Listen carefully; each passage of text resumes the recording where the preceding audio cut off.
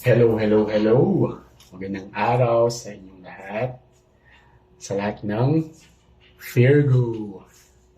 So, I'm Mystico Moreno and welcome to my YouTube channel kung saan magbabasa tayo ng inyong love reading for the month of February. So, okay, reminder muna na since this is a collective reading, this may or may not resonate sa inyo. So, kung hindi siya mag-resonate, huwag pilitin. Ibig sabihin, hindi para sa inyo yung reading na ito. And just take whatever resonates. Kung hindi talaga para sa inyo. And abangan nyo na lang yung mga susunod ko pang collective reading. So, kung ano lang yung masagap kong energy for the Virgo collective, yun yung babasahan ko at i-interpret ko. Okay. So, for the month of February, alamin natin yung energy na masasagap ko, yung love reading ninyo, using tarot and oracle cards. Okay. And this is the first ever Virgo collective reading. So, maraming salamat sa lahat ng Virgo na nakikinig. Okay, so ang gagawin ko is, using this deck, I'll draw the card na magre-resonate sa buong reading, sa buong spread. Then, using the tarot cards, I provide the details of the love reading. And these two oracle cards are the advice from the universe. Okay? So, without further ado, simulan na natin. Okay, na pre-shuffle ko naman na itong mga cards na to. Pero, shuffle pa rin natin. At habang sinashuffle ko ang deck na ito, please help my channel grow para mas magtuloy-tuloy pa at continue pa ako ng love reading para sa collective. Okay? So, pakilike naman itong video na to. Please subscribe to my channel para updated kayo sa mga susunod pang videos. And, yan, comment lang kayo sa baba kung yung love reading nito. Okay? And, since hindi nga ito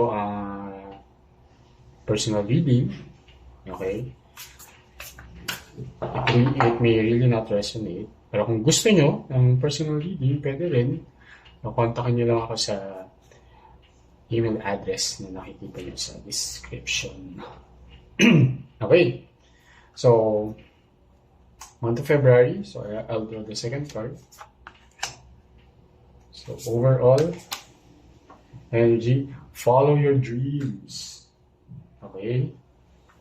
Yeah. So, follow your dreams.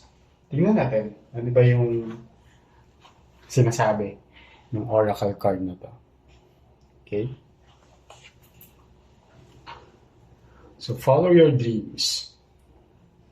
Okay. The ocean can be yours. Why should you stop? Beguiled by dreams of evanescent dew. The secrets of the sun are yours, but content yourself with motes trapped in beams. So, a quote from Attar. So, the oracle card means, okay, basahin natin. This oracle is being offered to you as a test of your vision. Make a firm decision to follow the dreams you have put away in your dream box. Life is too short not to pursue your dreams. Bring your dreams out before they become suppressed and so far away that you forget they ever existed. Do not allow your fear to grow bigger than your belief in your ability. To follow your dream, trust your intuitions and listen to your heart. That's all it takes. When in doubt, it is to your benefit to take a risk rather than killing your dream. Even if you fall short in the process, it is a different kind of achievement. Trust your deeper instincts to create experiences that help you move on. If you avoid your dream out of fear that you will be wrong, you will remain stuck to your present conditions. But if you weigh your consequences positively, you will find that the path to making your dream become reality is right in front of you. Believe in the guidance of your instincts and fully follow through. Success in realizing your dream is calling you. So the mantra is, I rise above my doubts and uncertainty by following my dreams and learning to trust my heart. Okay, since love reading to, ito yung energy na nag-resonate for Virgo sa reading na to. So, ano yung takeaway?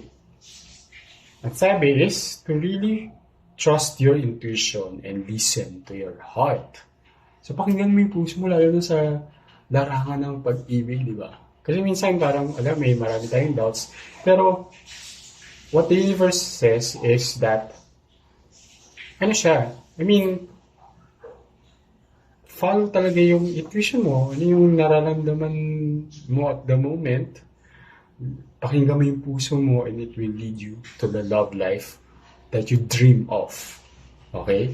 So, alisin mo na yung mga doubts, alisin mo na yung uncertainty, and find the love that you really dream of. And magtiwala ka sa sinasabi ng iyong puso. So, that's what the overall energy of this reading. Okay? So, sana nag-resonate sa inyo. Kung may mga doubts kayo, alisin nyo na doubt. So, let's see. Tingnan natin yung detalye using the tarot card. So, I will draw 10 cards and interpret what the universe wants to reveal. So, this is just a guidance again. Meron tayong free will lagi. So, and buwan ng mga puso. Tingnan natin, ano bang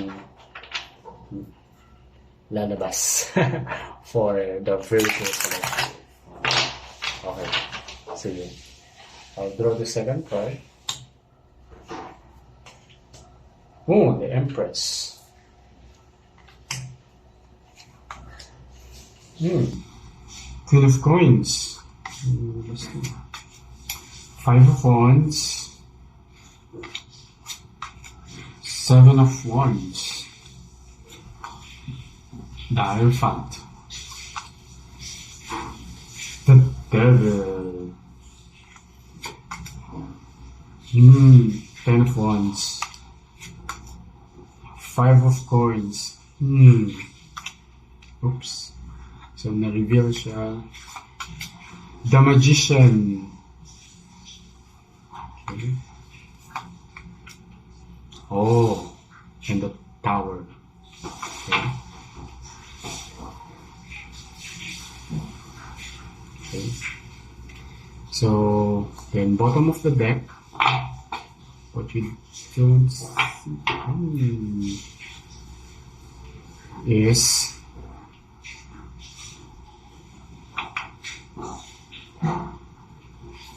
the Queen of Wands. Okay.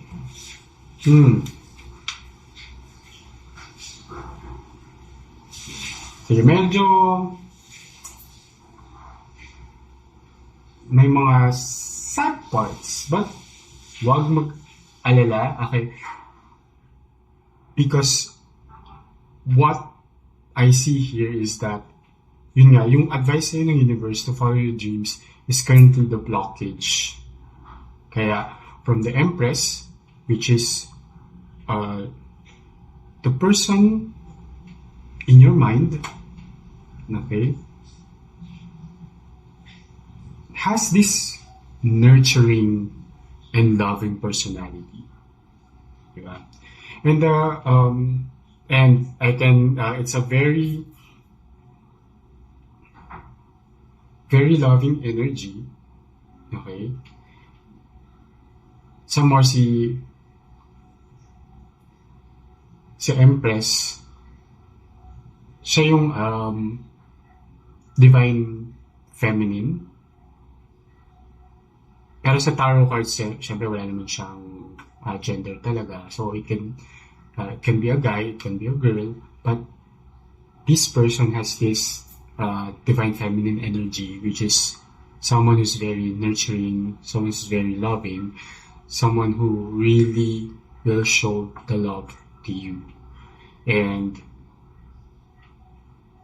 nasuportahan pa siya ng Queen of Coins, which is something in the physicality of it na talagang in-express niya, pinapakita niya in action yung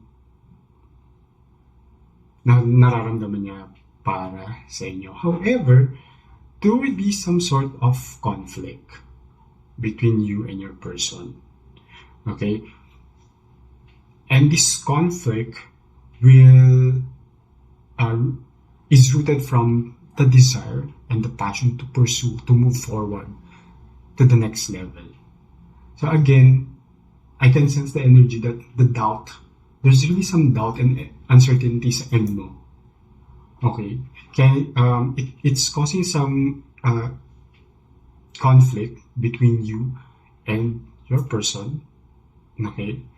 However, that conflict will be, ma-overcome naman yung challenges na yun. Dahil nga, this person has this empathetic personality. Very understanding siya sa point of view mo. Okay? And lumabas din yung Hierophant energy. Okay? So, the Hierophant card is, so it's a strong Taurus energy, Earth energy din siya. And si Hierophant is more on the conformity. Okay? And there's compassion as well. And kaya ma-overcome yung challenges nyo because this person has this very empathetic personality. So, he or she is showing so much compassion dun sa doubts and uncertainty na nararamdaman mo. Okay? And kaya nagko-confirm din siya on what currently your decision is when it comes to the relationship. And what I can sense here is that parang dahil nga sa doubts and uncertainty mo, parang ayaw mong mag-move on to the next level. Okay? And that's why there's some kind of manipulation going on. Not in a sense na manipulative ka, but more on tinatry mo i-control yung situation. Diba? Para mag-align siya dun sa currently gusto mong mangyari na wag mo na move on to the next level na gusto na mangyari ng other person mo. So that's why dito, dun sa overall energy mo is sinasabi nga na take some risk. Pag may mga doubts ka when it comes to love, follow your heart and take a risk. Okay, kasi it's burdening you eh. Lumabas yung 10 of Wands, diba? So, nagkakaroon na siya ng internal burden on your end. And, it's showing na that internal conflict is isolating you on the situation dun sa love and relationship na supposedly meron na kayong dalawa or the commitment that you're supposed to have. However kasi, you have the power kasi to manifest. Okay? You have the power to pursue it. Diba? So, si Magician kasi, it's your willpower, your desire to really move forward. Kaya you really have to follow your heart. Kasi yun yung sinasabi ng overall energy ng reading. Okay? And there will be some ending, not in the love per se, but in the conflict. So, ma-overcome yun man yung challenge na yan, as you can see here. And the tower represents nga some new beginning. So, there will be some bit of chaos, magiging shaken ng konti. However, it will be resolved and it will shift to a new phase. It will shift to a new cycle or shift to a new level. Once na matanggal na yung doubts and uncertainty sa iyo. Okay? So, whatever has ended, there will be some sudden change, especially when it comes to your decision na to commit dito sa person na to. Kasi, ano siya eh, very, mabait yung person na yun. Okay. Pero siguro, nasa sa'yo talaga na feeling mo parang, ay, deserve ko ba to? Diba? So, kung meron ka mga doubts or kaya meron ka mga alinlangan na to move forward. Okay? And there's a very strong Taurus energy dito. So, di naman nagsasabi na Taurus talaga yung person mo. But it's just the strongest energy dito kasi lumabas si Hierophant, lumabas si Empress. Okay? And then, si Magician naman is a Gemini and Virgo energy. So, this is you. So, there's a strong energy of Virgo and Gemini. And then, the Tower is strong Aries energy. Okay? Sige, let's see. Let's try to clarify. Ano ba yung yung maging cost, yung cost talaga nung conflict, or ano ba yung challenge na eventually ma-overcome nyo naman. Pero try lang natin i-clarify. Oh, Page of Cups. Okay. So it's really about what you're feeling towards this person on starting something new with this person. Okay? May doubts nga talaga on your end. So, I hope na malis na yung doubts na yan. Okay? Kasi yun nga yung nagkukos talaga nung parang blockage dun sa pag-move forward ninyo when it comes to committing to each other. Okay? So, don't try to control the situation. Then, di ba? Just, sabi nga dun sa Oracle card, follow your heart. Di ba? Huwag mo nang kontrolin na hindi, dahil nga sa mga doubts and uncertainties mo, tinatry mo i-manipulate yung situation. Not the person, but the situation. Okay, so let's see. What's the advice of the universe? So, balasahin ko lang. So again, habang binabalasa ko, support ka naman dyan. Please like, subscribe.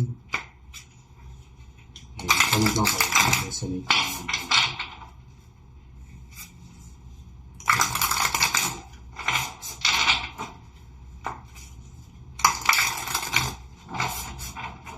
Okay. Second card. Confidence.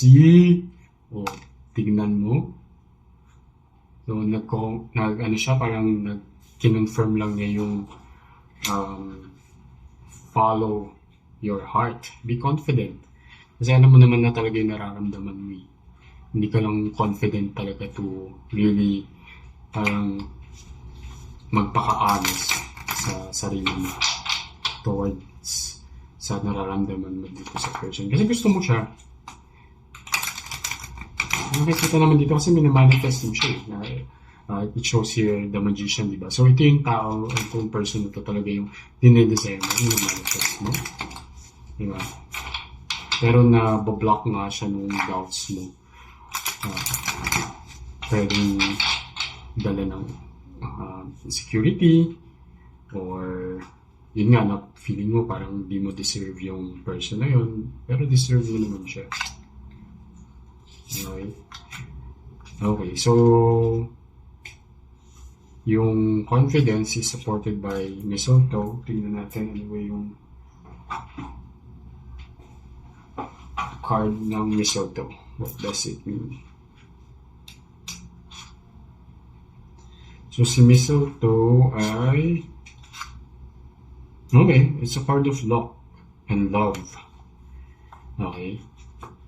So, yeah.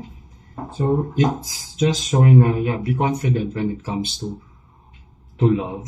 Or, yun nga, parang it's just parang nirephrase lang din niya yung overall energy ng card. So sinasabi lang din ni universe niya na take a risk when it comes to love, take a leap of faith, alisin mo na yung mga doubts, kasi nga ano mo naman sa sarili mo na gusto mo or mahal mo yung tao na yun. Okay? Ayun. So, that's what I see for the collective for Virgo. Okay? So, kung nag-resonate ito, I hope it will help you when it comes to guiding your actions. But again, since this is a collective reading, pwedeng hindi nga mag-resonate sa inyo to. But if it does, so guidance lang to, okay? Meron ulit kayo, gaya nga na sinabi ko nung umpisa, meron kayong free will. Lahat tayo may free will to do what we need or we choose to do. Okay? So, don't take this as the universal truth. Okay? And yun nga, since ang nasasagot ko is a collective energy, okay, hindi siya yung personal truth. No? So, if you want a personal reading, just contact me dun sa email address na makikita nyo sa description box. Okay, so maraming salamat sa Virgo Collective. So abangan nyo na lang yung susunod ko na reading. And salamat sa suporta. Muli ako si Mystico Moreno and kita-kits muli. Ingat!